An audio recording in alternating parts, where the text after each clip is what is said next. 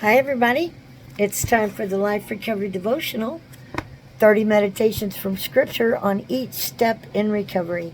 And today we're on step 1, day 13.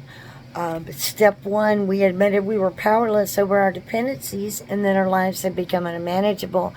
That's not just drugs or alcohol. That can be anger, resentment. That can be trauma, shopaholic, gambling. It doesn't matter. Today's reading is taken from the second book of Samuel, chapter 13, verses 124, and it's called Emotional Time Bombs. There are times when we become deeply upset by the injustices of life, the abuses kept as family secrets, the feelings buried alive, and our vows to get even. In such times, we often become powerless over the strength of our inner turmoil. All we can feel is the resolve to act out our hatred. We can't control feelings. Absalom became powerless over his hatred and rage. It ultimately controlled his life to the point that he fought to overthrow his father's rule. He was outraged when his half-brother raped his sister Tamar. When King David did nothing to avenge his daughter, Absalom vowed revenge in his heart. He waited until the time was right and murdered the guilty brother.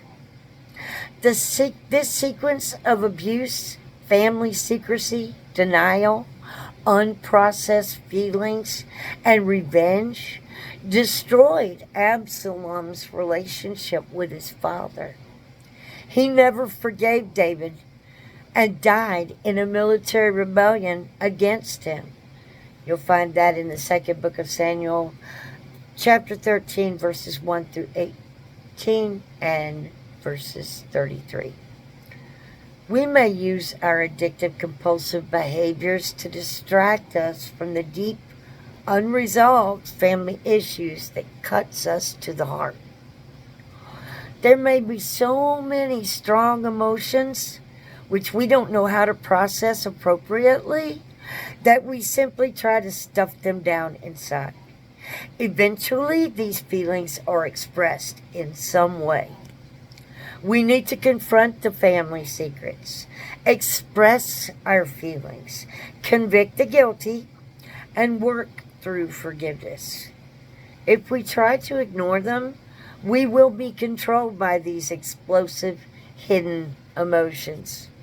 Hatred leads to disaster.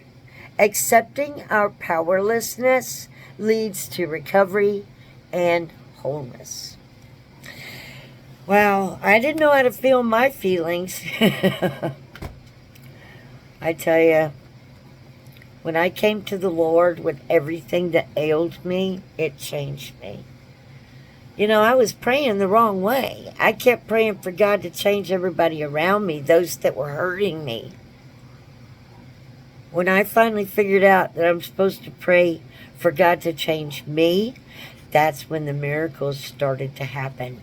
So if you're holding on to resentments or hatred, I would urge you to go back and start watching these videos and come through the steps with me. The steps apply to anything. The 7 deadly sins: pride, anger, sloth, gluttony, greed, lust, envy. It's not just about addiction. It's called life recovery for a reason. I'm so glad you joined me today. I'll see you tomorrow. Have a God day.